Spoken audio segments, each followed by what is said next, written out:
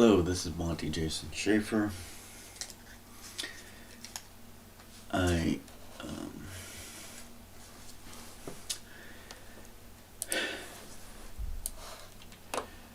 decided that I need to do one of these every day, so it's near the end of the day.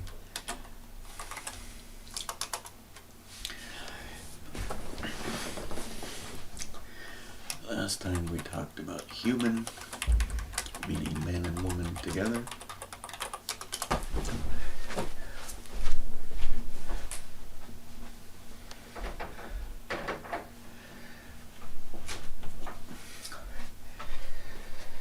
And you can read Genesis, creating man and woman in their image.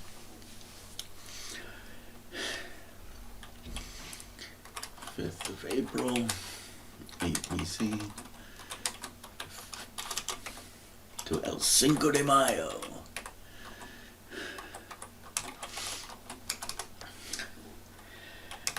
And it was a man, a woman, family, and friends.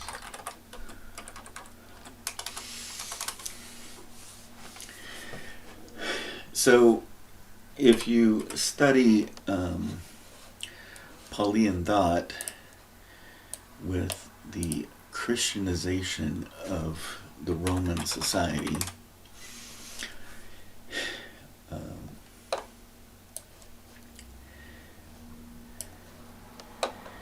it's important to understand that all of this transpired many years after 31 AD. And if you want to get a really good understanding of Pauline thought, James Tabor is kind of the leader of that. And his conclusion is the Epistle of James is the only thing not written by Paul or influenced by Paul. James. Is that pure religion undefiled before God?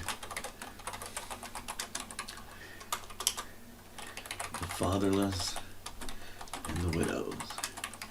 Now cross-reference that with Isaiah chapter 1 and the concept of grinding the face of the poor.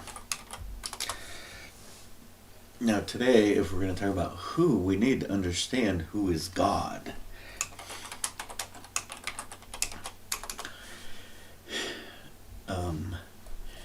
You can't talk about God without including the genders together, the yin and the yang, the light and the shadow.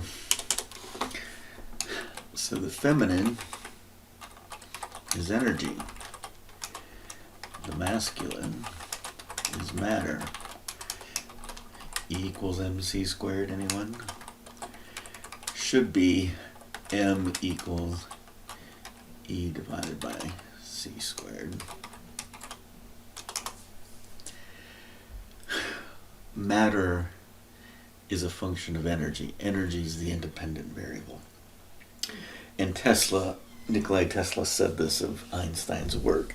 Einstein won the Nobel Prize not for this, but for some other minuscule thing. I think they wanted him to be quiet because if you follow this to the end, the logic, we currently are in a black hole trap heading to the event horizon.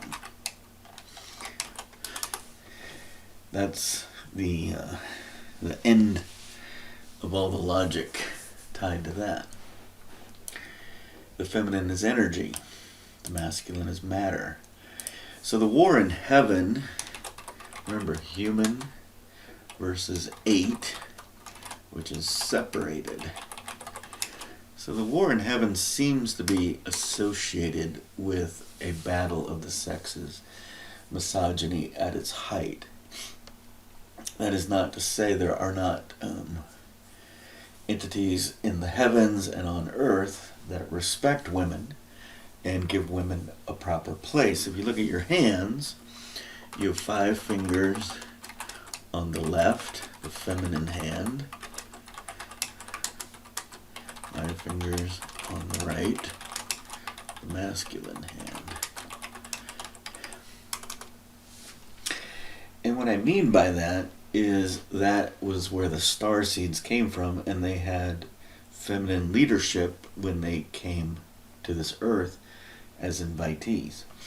So if you were to take your left hand and flip it so your palm is facing you, the thumb is North America, the index finger is Europe, Galicia, the heart of Geneva, Switzerland. You got to find a mountain with streams as kind of a seed for these places. Your middle finger is Africa. Your ring finger is South America. And your pinky finger is Australia, but Australia got desolated. Then if you take your right hand and put it so your palm is away from you, and you put it so your ring finger on your right hand is between the ring and middle finger on your left hand, this shows the masculine side of the world. So your thumb is India, your pointer finger is the Middle East, where all of this battle for Middle Earth is happening. Your middle finger is the Kazakh Mongol people.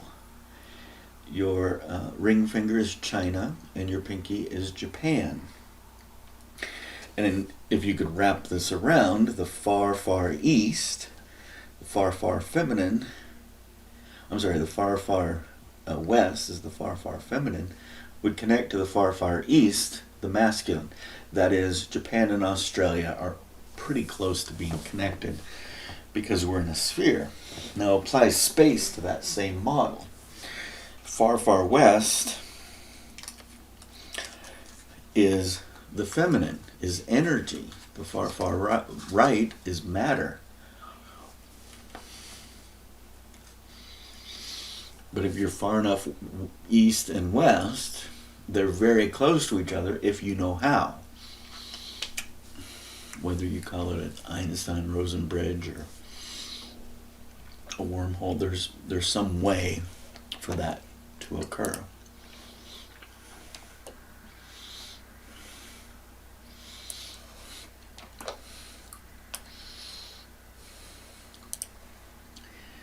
So last time we talked about the Chinese symbols, and the number 10 showed up a lot. And look what the number 10 is. You're connecting the heaven to the earth. Now if I apply that to a human, I get what's called a tree.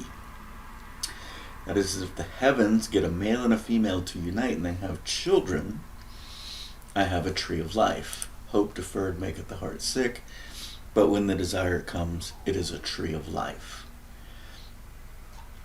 So I was curious what the number 9 is.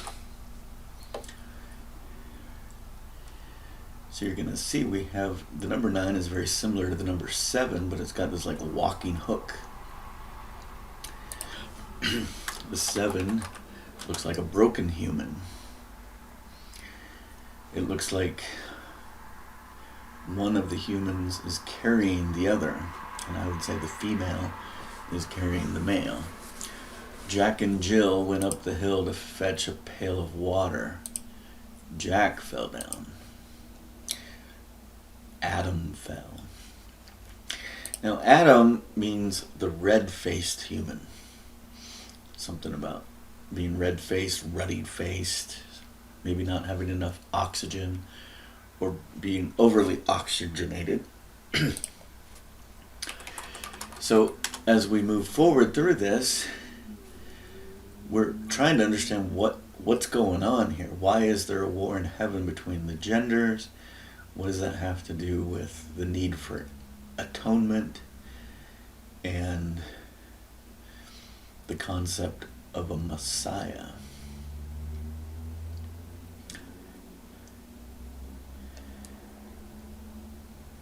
And you shall marvel.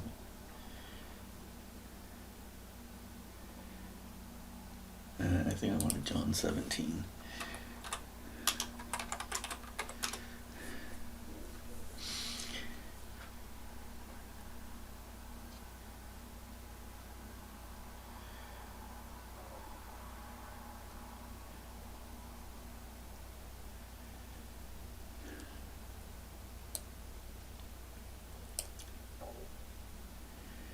So we got this father-son thing going on with Yeshua. Yeshua says God is within all of us. It's very inclusive. But I am not finding it. For this is life eternal, to know God.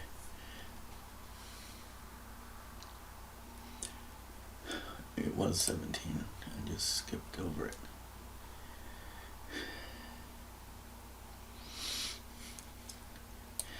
So it seems like eternal life is about gaining knowledge, intelligence, light, knowledge, wisdom, a kind and understanding heart.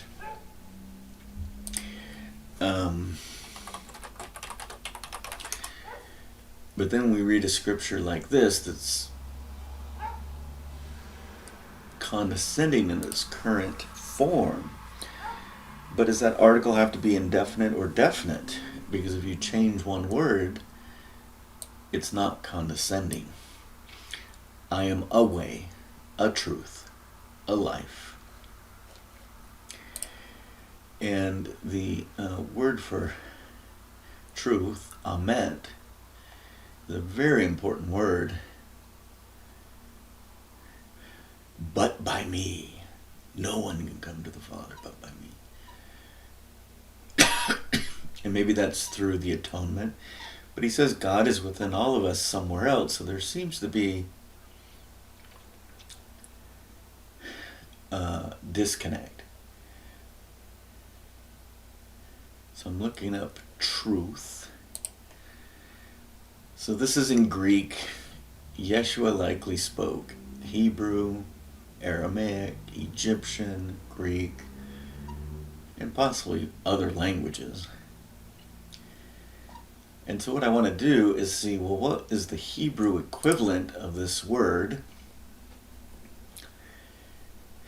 And the Greek Septuagint was the 70 books, kind of a hodgepodge. It'll show you. So our life for yours.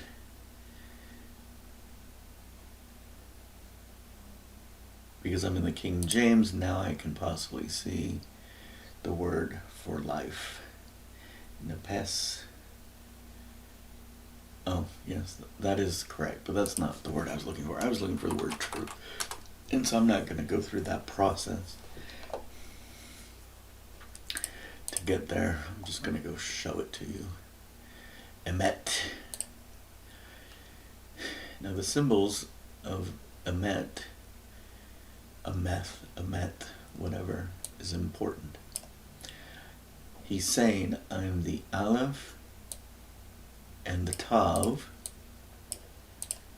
with Ma'im in between.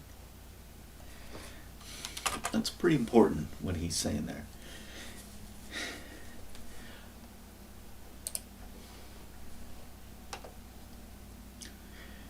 I am the Aleph. I am the ox. I am the Ta. Look, it's the cross.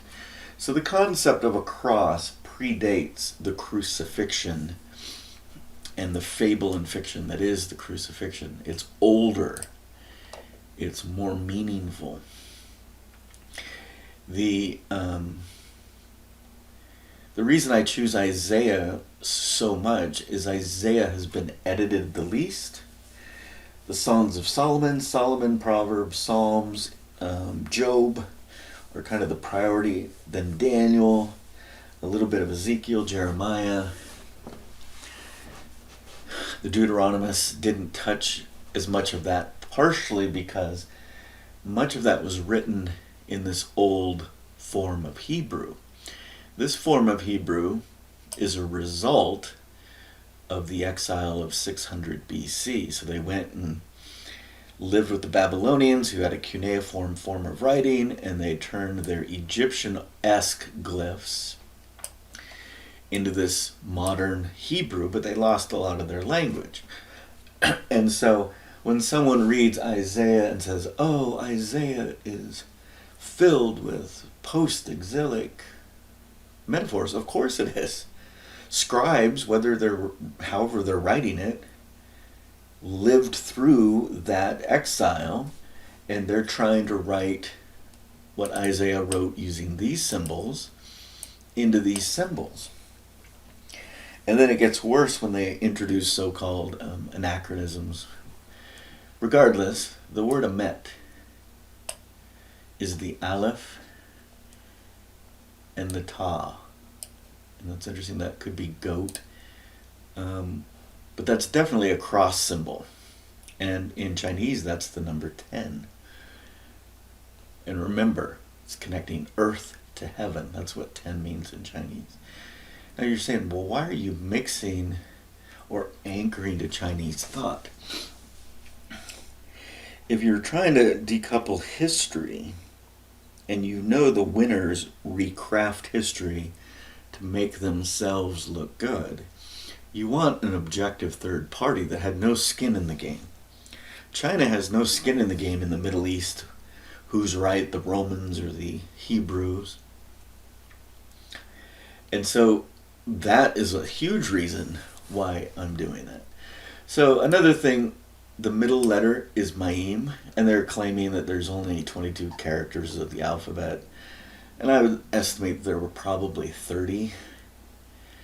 You don't have one symbol have 2 or 3 meanings depending on whether it has one of these dots or not. This cantillization, this diacritics, this is all invention.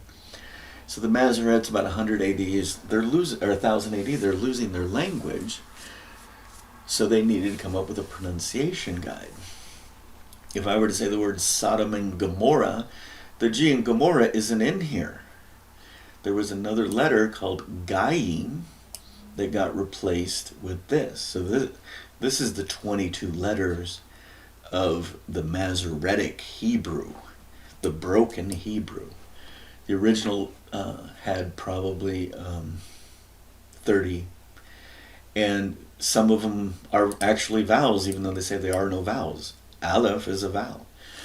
So then we're supposed to believe in Greek, Yeshua said, I am the Alpha and the Omega, which is the first and last letter of that alphabet. We have no idea the order of the original alphabet, but assuming it is, he's saying, I'm the Aleph and the Tav. He's saying, I am the ox. I am the water ox. And I am the cross. So this one renders it as a male goat, but there's all sorts of variations there. Cross sticks. And you can look at the symbol, and you can invent whatever you want about the symbol, but the symbol is clearly the same as the number 10 in Chinese. So then, when we talk about the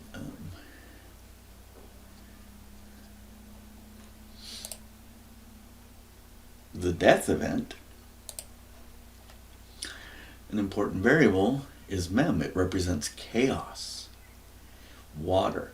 And what's very strange is that M is the symbol for water, and supposedly in Egyptian it's supposed to be the letter N. There's an M and N mix-up. And I find that hard to believe. I just feel like in history that's what has happened. And so as I've done my research, I've stumbled across this, and this isn't perfectly correct. But this gives us an idea of what Yeshua was experiencing at the tree. And through his right knee and his left ankle, they drove a nail. I don't know that it was a nail. It was probably one of the 5 golden rings. So you need to understand, how did they actually sacrifice animals? So anyway, imagine a nail going through the knee, through the ankle, so the ankle would be over here.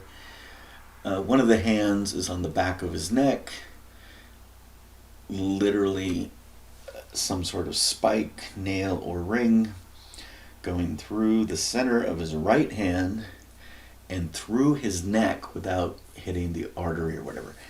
These Romans are very good at not killing people. And then the left hand has a ring through the left wrist.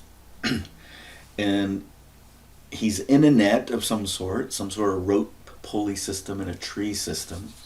This is why Josiah had the Asherah trees burned to the ground and the priests killed on the altars, because they had a knowledge that this is how the Messiah was going to die.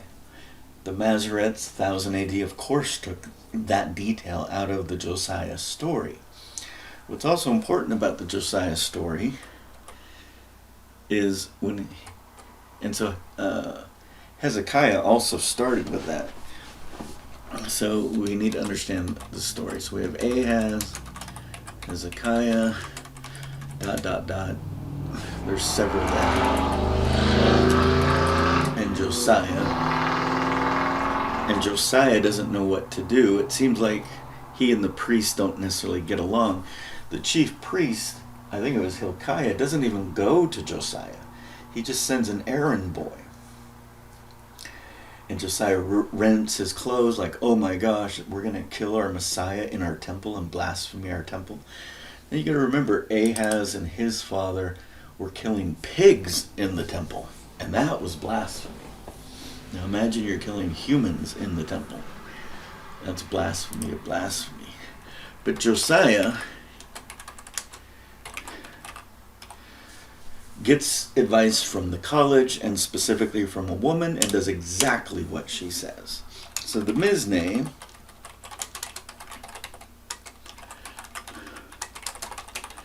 was the chief component of the temple.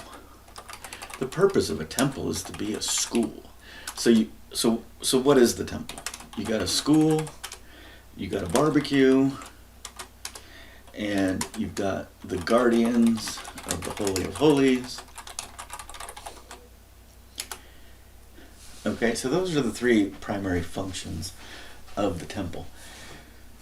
The Masoretes have kind of recrafted it and just focused on the guardians of the Holy of Holies. This is the Levites, the Zadokites,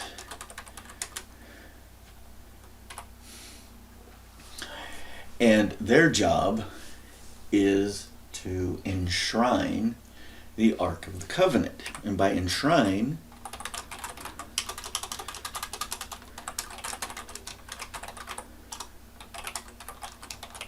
it's retired. So they just go in and check on it. They do some sort of testing. It's got huge electromagnetic radiation. So it's in a box overlaid with gold, which creates a Faraday box cage. When they go, they have this breast shield and this thing probably covering their manhood, because it's probably given off a lot of radiation of some sort. That's their job. The barbecue is a slaughterhouse, and it's food. And the school, children to adults. So the slaughterhouse. How are you going to kill 100,000 bullocks, 500,000 sheep and lambs, and 1 million little birds? There's got to be an assembly line. But fundamental to the slaughterhouse is that animal is blessed and is calm and doesn't see the death of another animal. And it seems like they would have 2 fires, because on one of the fires they burn up a bunch of stuff. They cut off the skin, burn it up, throw all the intestines and the poop and everything and burn that up. You don't want that burning up in front of where you're eating, because that smell is not going to be pleasant. And that smell is probably a fire pit with a wall, because it seems like they would throw some of the stuff to the dogs. And maybe that wasn't allowed, but it seems like that's what they were doing. Because they were supposed to possibly burn it all up. But maybe they threw the bones after they burned it all up to the dogs. And that's a clear scripture when you talk about the oaks of Bashan surrounding him. And then the nice slaughterhouse. So between that, they somehow have to hang the animal after they pray for it, quickly cut its throat, have the blood bleed on the ground, cover it with dirt, and give it a prayer. And then that animal is going to be quartered. So they probably have a way on a pulley system to put a pin through one of the hind legs and hang the animal from its weight through a nail in the sure place. But it's on a pin, which means it's a ring with a pin at the end. So there's a way you can hook the hoof through the pin, but the pin is now on a rope pulley system, and you got big cattle turning something in a circle that's moving this rope pulley system. So the technologies of the day we forget, and that was on purpose. So you got to remember who Archimedes was. He was BC. You got to remember that Yeshua, along with Joseph and Abraham, got an early education in Egypt. Did Abraham go to Egypt to give them an education or to get an education? Joseph went in as a slave. He was saved by his uncles, families, whether it was the Ishmaelites or the Midianites, we don't know, but they sold him into Egypt, and he became second to Pharaoh, possibly named Imhotep. Hotep is the same name as Solomon. So when the Ark of the Covenant gets retired, where does it get retired from? Joseph discovered the Ark. And the Ark was a weapon inside a tower that was built by the Nubians. Another word for Nubian is gold in Egyptian. He understood the tower. He took the weapon out of the tower. The tower is called the King's Chamber, and it has this strange box in the King's Chamber. So, Joseph of Egypt, one of the reasons he went there is he became the Arikat. He became the master builder. Ari means keeper. Kat means the great works. So he used a geopolymer to build the Khufu pyramid. And then he used the TT, which is the good stuff, the white plaster, to build the capstones on the diagonal. This was just pouring molds. Very simple.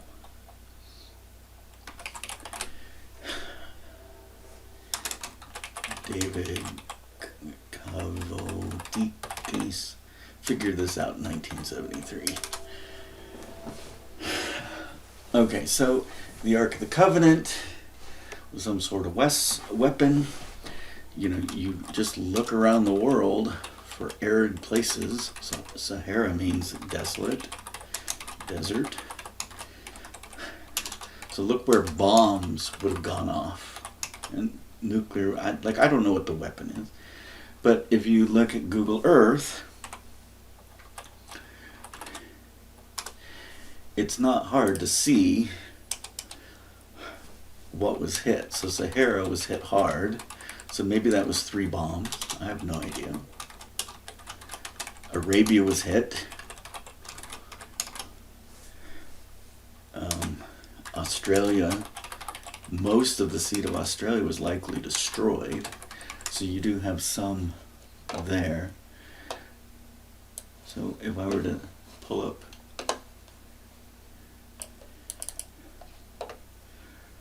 So you're going to see that right here it's really, really dry. Right there it's really dry. So you could go around the world and say, oh, look, really, really dry.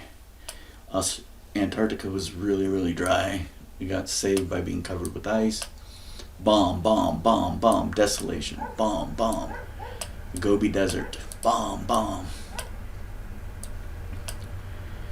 And so it seems like in this battle for Middle Earth, and there was one bomb up here.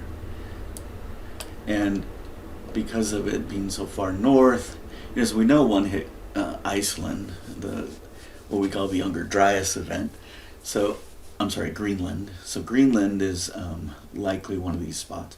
But likely right here, but we don't see that as much because of the ability for the modern age to catch up. And so it seems like one party is bombing you, so the other party, to save from the bombs, you're going to drop, what's the opposite of fire? You're going to drop ice. The firmament collapsed. The flood occurred. So one group is dropping bombs, the other group's dropping ice. If the ice lands first before the bomb, you're going to be saved. When Noah builds his ship, large timbers, he's making a Faraday cage. Likely 10 were invited to build such ships, and we know of the Irving Finkel ship that at least one or more uninvited also built a ship. Invited, uninvited sounds very condescending. So you got to understand that when we try to understand the nature of God, there's certain things that you have to piece away and say, no, that doesn't sound like the God I would worship. So what is the nature of God? Is God inclusive or exclusive? Is God open source or closed source?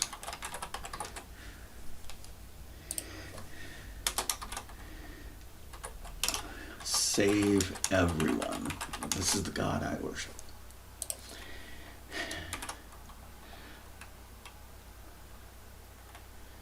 Amos 3:7. Okay, so an open source party doesn't burn books, doesn't seal stuff. For surely the Lord God will do nothing save he reveals his secrets to his friends, his servants, the prophets, if you want to go that way. Inclusive or exclusive? Is it hierarchy or meritocracy?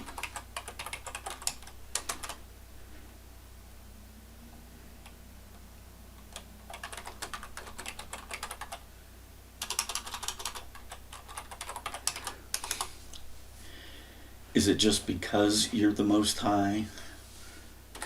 Self-aggrandizing. I am the Most High God. So we have El Shaddai, I am the Most High, versus Jehovah. And this may not be the correct. So one is saying, I am the greatest, like Muhammad Ali. And the other one just says, I exist. I am.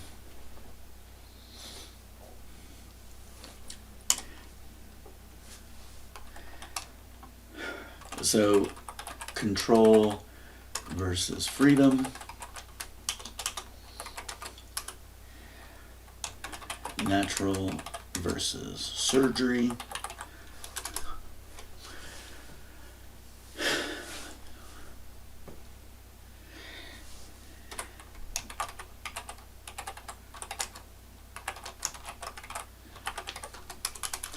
So if you look at the Genesis creation story, there's some inconsistencies between the gods there. We've got one actor creating in the image of male and female.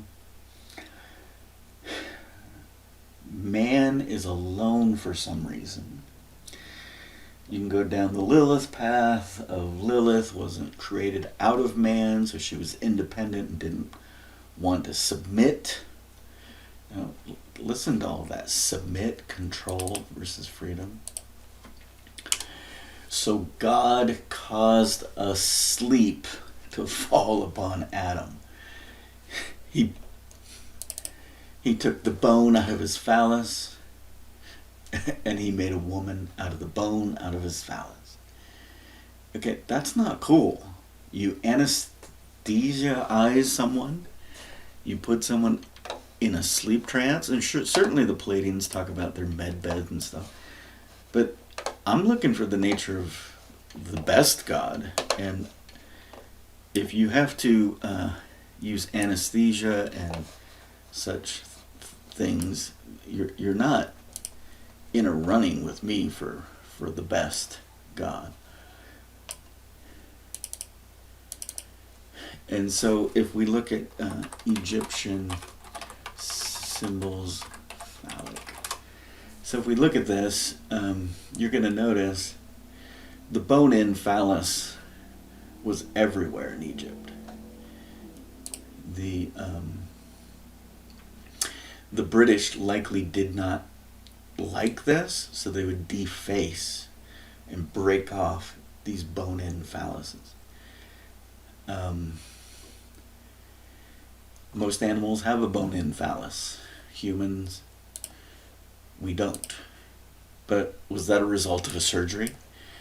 If so, not cool. That might be the God you want to worship, but I don't want to worship a God that cuts.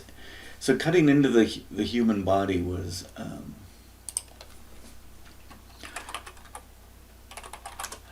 not a thing until very recently. I thought the word was hyssop. Oh, there it is, John 19. I guess I spelled it wrong. So it seems like this hyssop was an anesthesia, local anesthesia. And I don't think this was the death event at all. But it's a clue or a marker to what would happen. So the Romans were cutting into bodies. They weren't just nailing people to a cross and saying whatever. They knew how to impale someone, where you would stick the Roman legions, a legionnaire had to have like 10 of these javelin things for their tents. But they would know how to pierce a human through the anus, out through the neck below the tongue, to maybe pin the tongue down without killing the person, right? They know all about this, just like the keepers of the barbecue know all about the anatomy of an animal, right? They know what the liver is, the heart, the kidneys, the intestines, the female organs. They know all of that. And so when you talk about the death event, you've got to talk about hyssop as being some local anesthesia.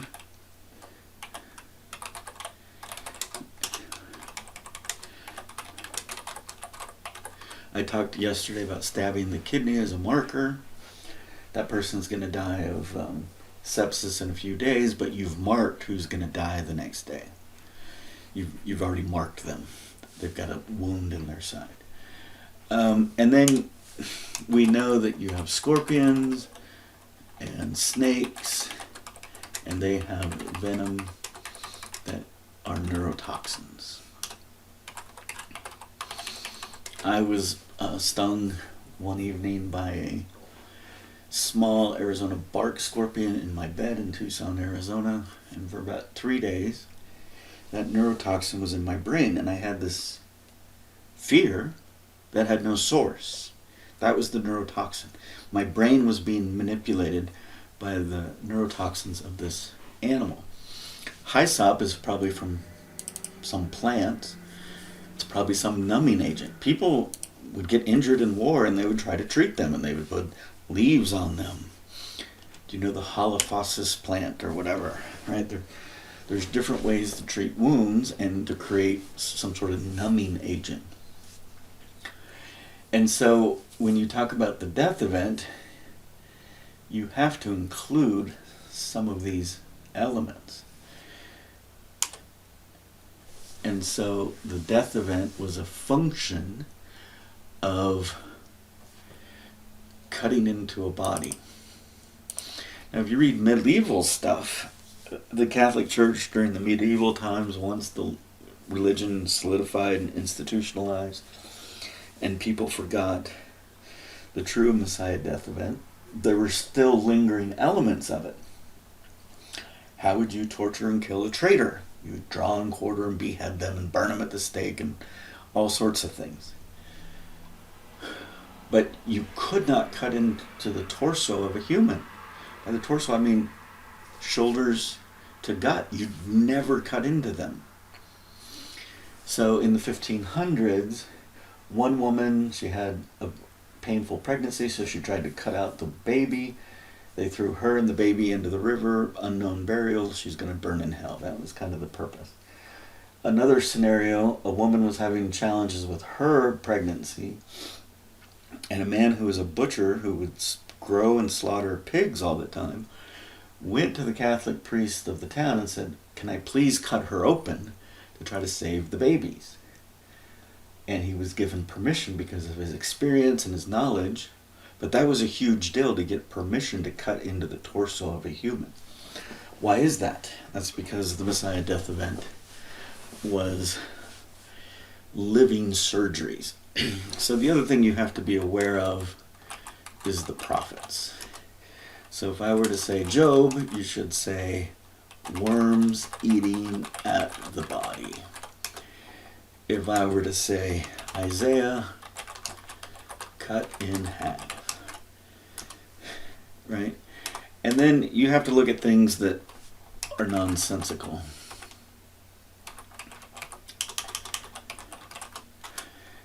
So we're supposed to believe Peter was crucified upside down. Every other human in the history of the world was crucified right side up but Peter. Not Yeshua. Okay, that makes a lot of sense. Peter flew in Rome. Yeshua never flew in Rome, apparently. Paul met a king. Yeshua never met a king.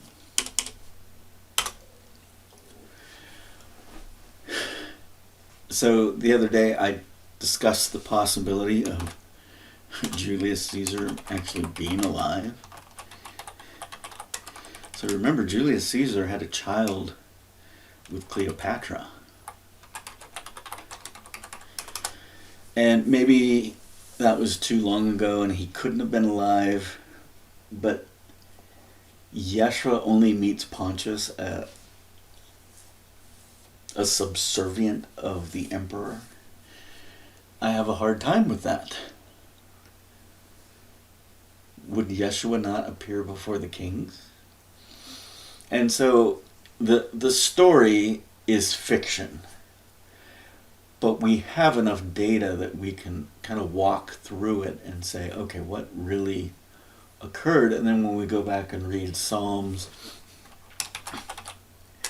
20 to 24, Isaiah 24 plus, and there's other places in Psalms, I think maybe Isaiah 60, 66 maybe, I don't recall. So the point is if you read carefully, you can uncover the full story of the Messiah death event. But as a logician, what's the primary data point?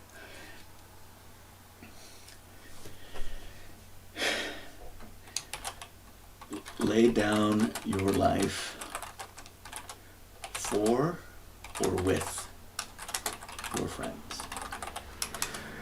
Now, if you don't understand anything about the Yeshua movement, you're going to say he laid down his life for his friends because that's what the gods do. They're above the friends. versus laying down life with your friends. You're equal. You're co-equals, right? The hierarchy system's gone. Your merit is, did you lay down your life with your friends or not? And so it's a different structure. It's not a top-down structure. It's a societal, nodal form of structure. So today was supposed to be about the who. So who was Yeshua? Was his name Yeye? And the spouse was Yesu. Yesu is a Greek female name for a healer. I imagine that they both worked as teachers in the temple. Maybe earth science and healing arts. So Yeshua, born 8 BC, goes into Egypt. The whole Herod thing, I'm not fully buying into. We have the Library of Alexandria there, the best books in the world. We have the Pharos in place. This is post-Archimedes. So all of the technologies are available.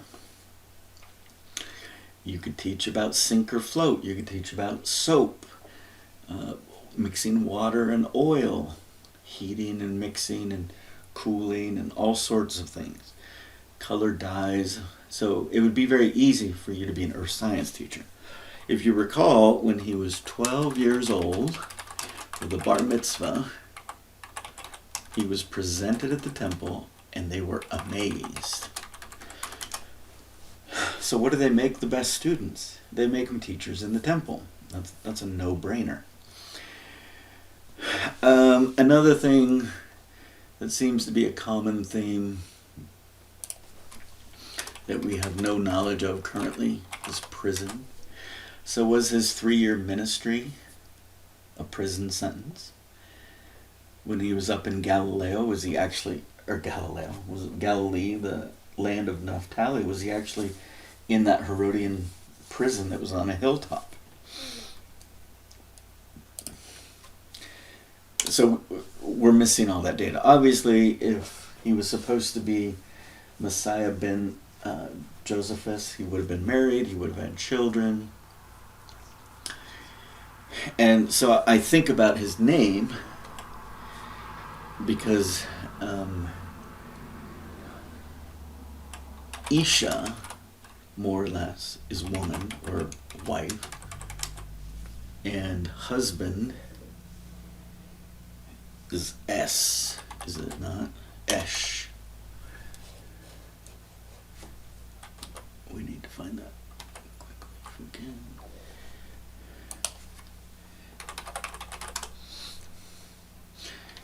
And Noah became the husbandman. He became the patriarch. Esh, husband. And then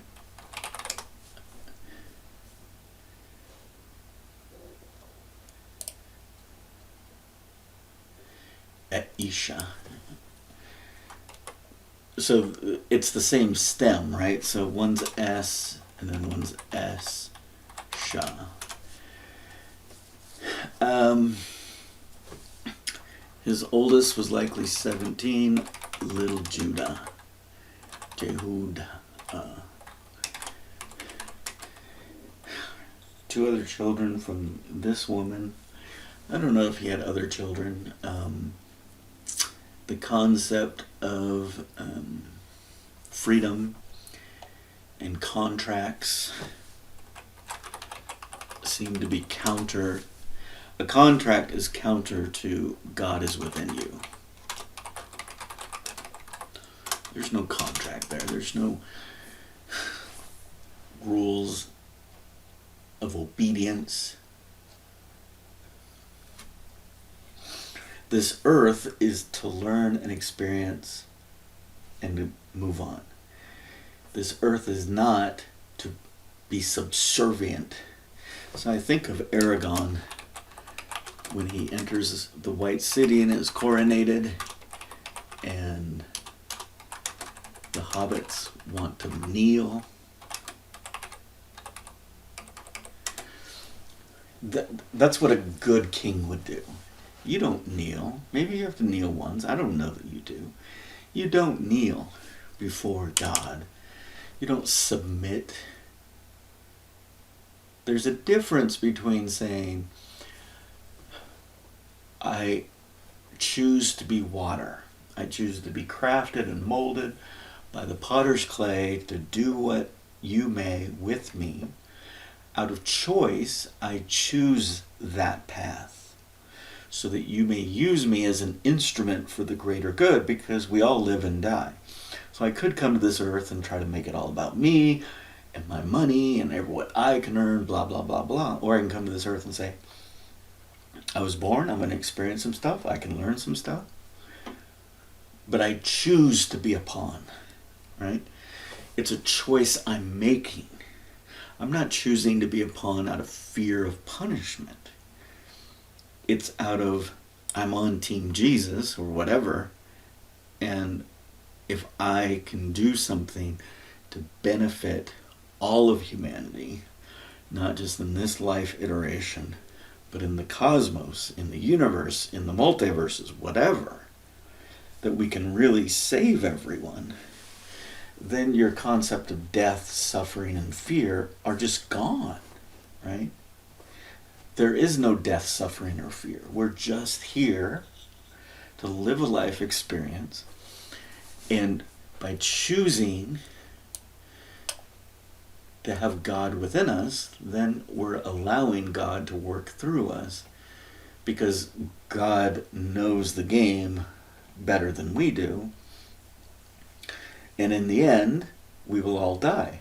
Whether we die because we stood with God or because we get hit by a car or whatever, so be it, right? That does it matter? We all will die.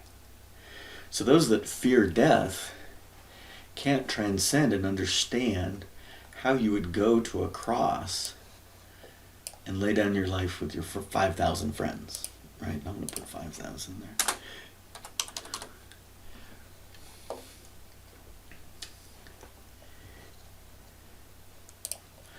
But at the same time, if you understand there were 10 star seeds, so the 10 star seeds, left hand were North America. I'm going to just put Geneva, which was Europe, Africa, South America, Australia, and then India, Middle East. So this is the Egypt problem. And the reason Joseph had to cover the tower and its weapon, and remember Joseph said, I take my bones home. He wasn't talking just about his bones. He was talking about the Ark of the Covenant and the weapon. Then we have the Mongols, China, and Little China, Japan. So I'm saying the first is the feminine, and the second is the masculine. And think how condescending it is. I created a space and I invited my 10 friends. Very exclusive, not inclusive. But if you put it in a different context, that this earth is a hospital from a war in heaven,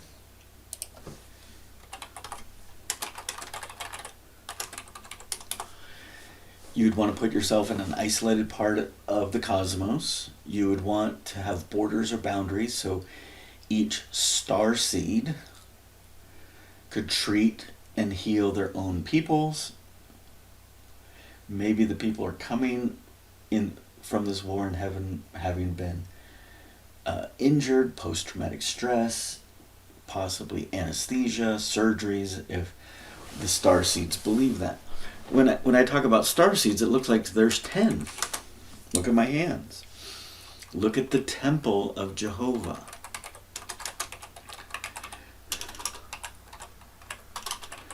you had 5 menorah on the right, 5 on the left, and the light of Jehovah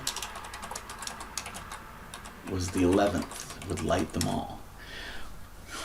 The light of Jehovah, or Yah. What is menorah? Menorah. It's the good. Men, mon. This means good. The good light of Jehovah.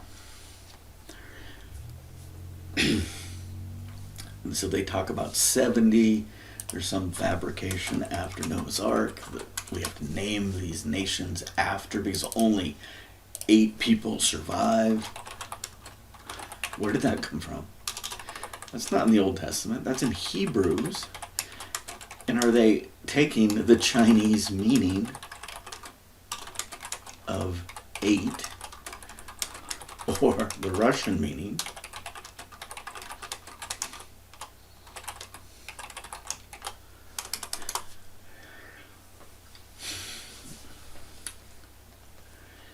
So imagine you've created a hospital. It's a garden. It's a temple.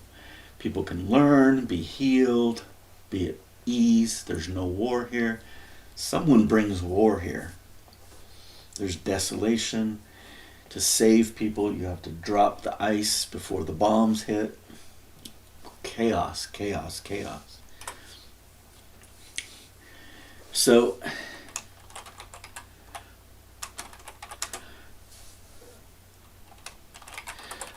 conflict is healthy. Chaos is not healthy. Conflict leads to learning and growth. Chaos leads to uncertainty and fear.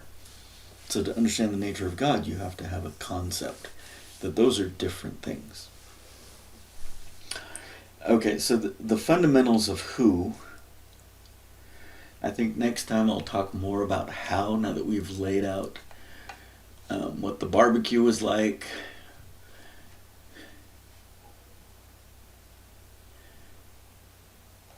So at some point we're going to have to dig into this Josiah story.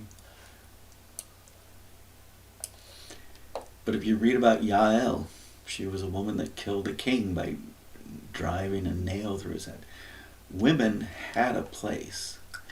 After the Messiah death event, misogyny kind of took over. And certainly I grew up in a misogynist world. So the thing about the hospital, the war in heaven, you're going to have conflicting creation stories. Because are you telling the creation story of this earth? Or are you telling the creation story of where you came from? But the last thing I do want to mention is let's just say Yeshua, the single person, is a dog's seed. So Sirius, the dog star. And let's say the Isha, the spouse, so I don't know the names here, is a cat seed, the Lyran.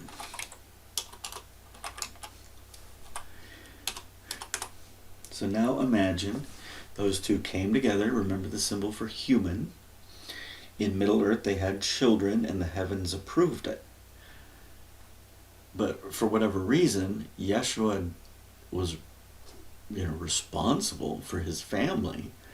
And the way the cat died, the spouse died, the star, the leader of that system, the god of the Lyran system, who gave his daughter, who got tortured like she did, he's not happy that she got tortured, but he's also not happy with the dog seed that allowed this.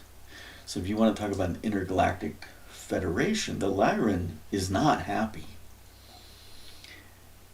But he's not just holding others accountable. He's holding Yeshua accountable for the torture of the spouse. But I think the torture of the spouse was something the Sagrada Familia did.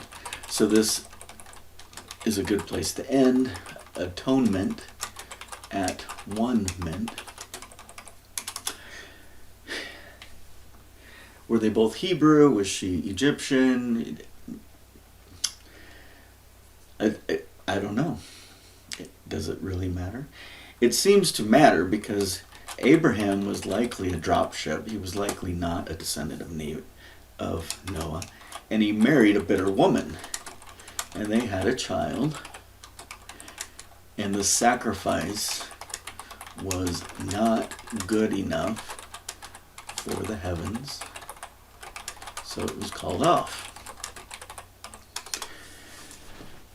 Abraham, a dropship, a starseed, marries a mortal woman, has a son. The son, Isaac, is 30 years old at the time. He goes and gets the wood.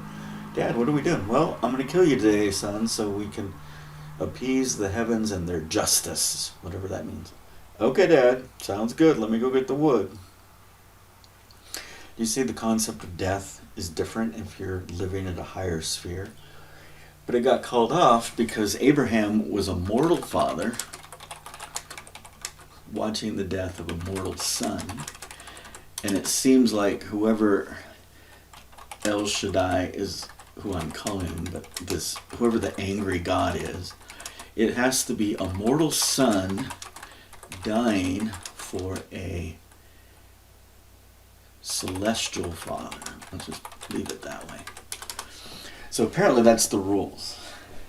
But it seems like we're trying to go from an old form to a new form. And in the old form, because women are fundamentally energy,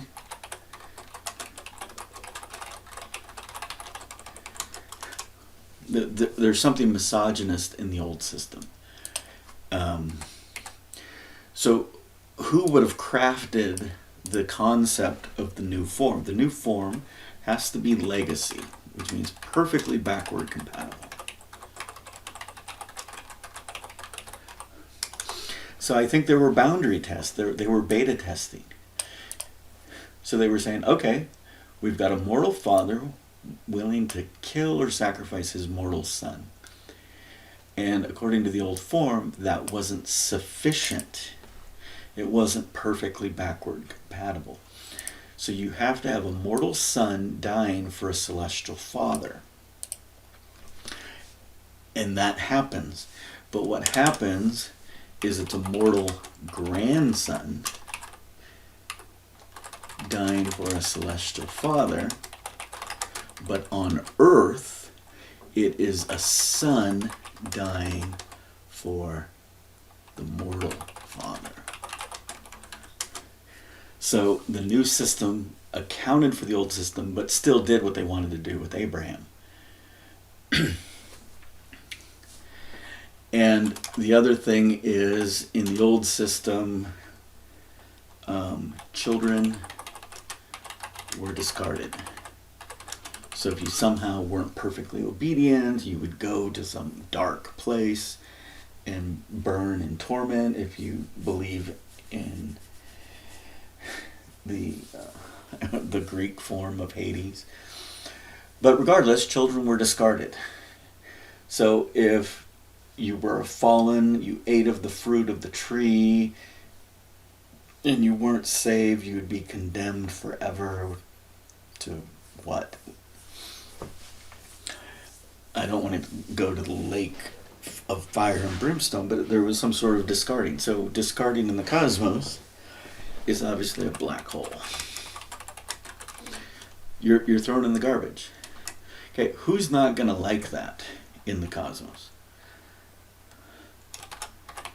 Heavenly mothers are not going to like that their children are just treated as chattel and thrown away like garbage. So they're going to be a big reason for the instigation of this. And it could be that the Celestial Father has forgotten the way of love. I don't know. And you got to remember, there's many gods going on in heaven. So one of the things they clearly removed is polytheism, polygenesis. And with the hospital, the polygenesis has levels. Multiple incarnations on this world, plus multiple incarnations across the world. How can you be a level 99 player versus a level 9 player if you don't have more life experience.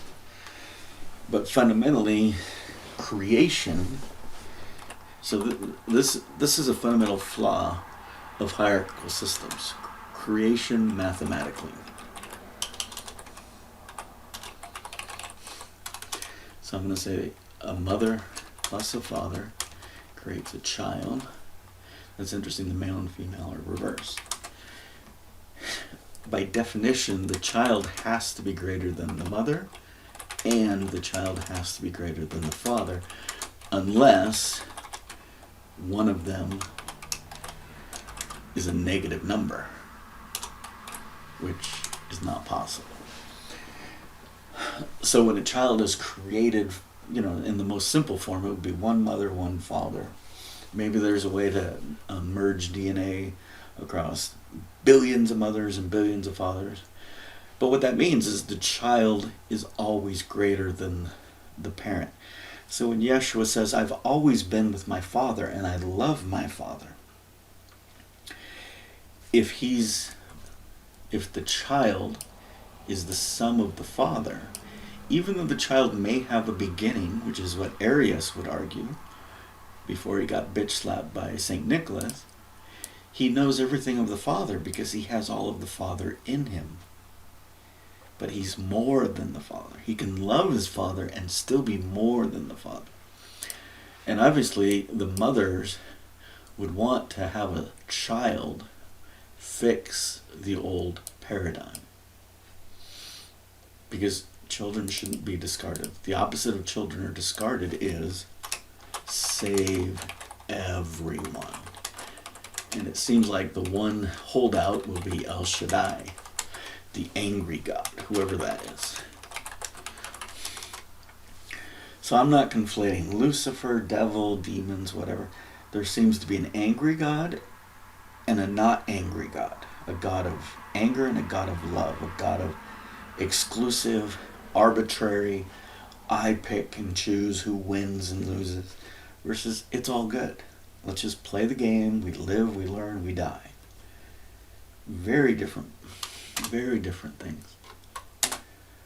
And so I believe I'll end it there. So the who, you can't get to the atonement of the who, but the basic who is Yeshua with his spouse, or the main event in Las Vegas terminology, his children, the mothers in his life, possibly other paramours in his life, and obviously his 5,000 friends. And there were a group sent away, and I think I need to finish there. The group sent away was likely 10 sent away.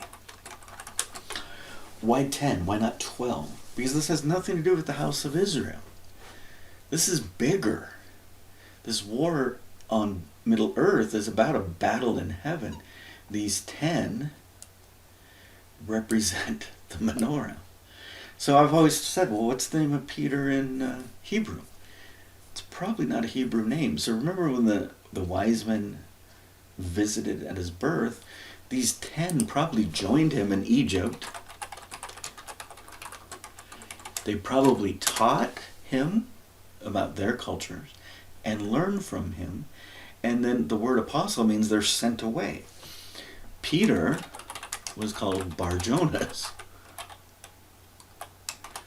What was Jonah doing? He doesn't want to go away to teach people, so he gets thrown in a spacecraft or something in the ocean for 3 days, and then he gets spit out and he goes to Nineveh and teaches the people. He still didn't want to teach them. Peter cuts off some guy's ear at the Purim festival when everyone gets arrested. And what does Yeshua say? That's not your path. I am the ox. You're the one that needs to become the new ox and feed the lambs. What's interesting about that, he says, feed lamb, sheep. There's something missing. You wouldn't say those three and repeat two of them once. He probably said calves once. Calves, sheep, lambs, or birds once. But the language is broken, the story is broken, but we have clues there. And so we'll talk a little bit more about how next time. So to finish, if you go to Revelations, it says a woman is giving birth. A red dragon tries to kill the child. Michael defeats the red dragon. And then I'm going to say stars 10, not 12, because there was likely an edit there. The Hebrews loved that they had 12 tribes. The menorah had 5 menorah on the right, 5 on the left, and Yahweh was in the middle, or Jehovah. Yahweh, I don't like Yahweh. Revelation, how many churches? 7 churches or 10? Paul was born in Tarsus, nowhere near Jerusalem. He didn't come onto the scene until 50 AD, and his religion was his religion.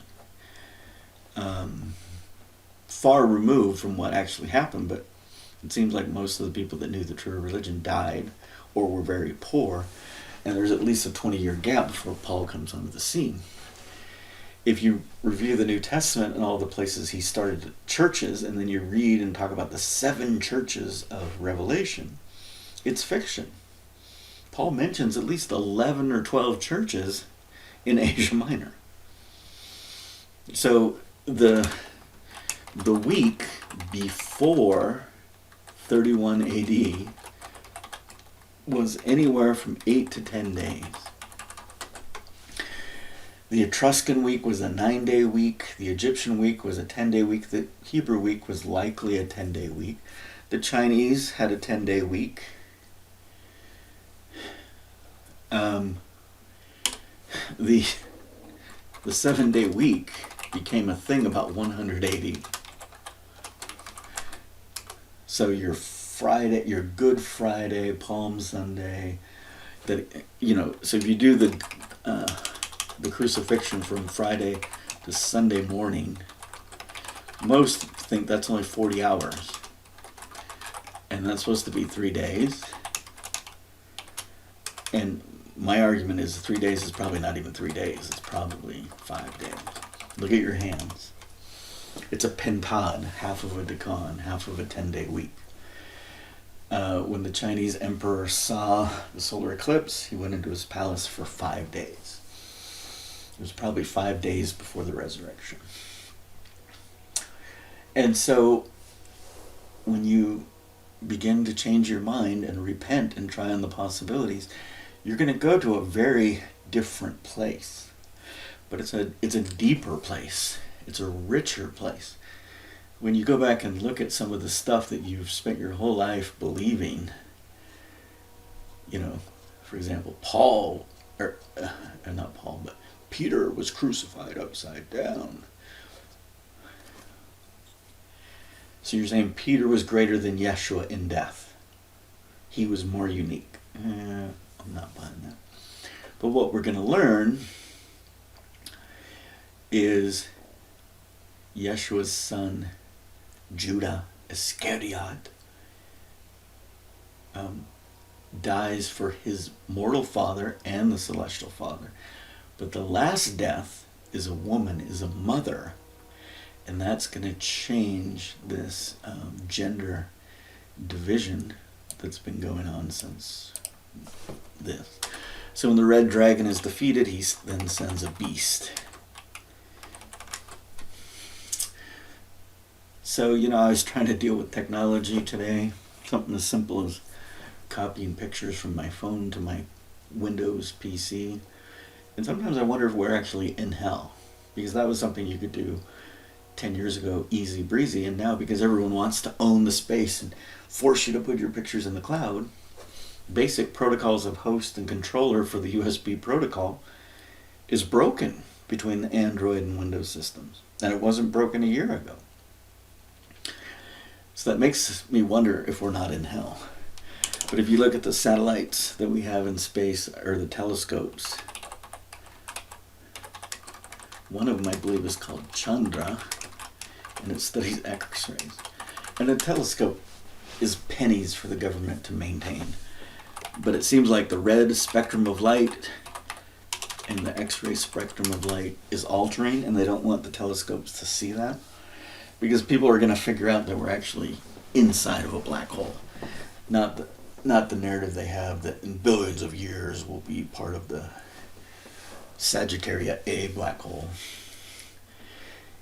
And the goal is one of two things. You either teleport away, or if you can get the world to unite in love, you get the star system to escape.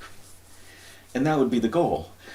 Earth has had to put up with us as little fleas on its body for such a long time. Are we just going to teleport away and say Earth is worthless? Or are we going to actually try to save this Earth that we were supposed to be stewards over? Okay. The Messiah death event. The man, this was his birth and death. The woman, I'm not clear on, but if the man was 40, she would have been 36-ish, let's say 37. The oldest son was 17.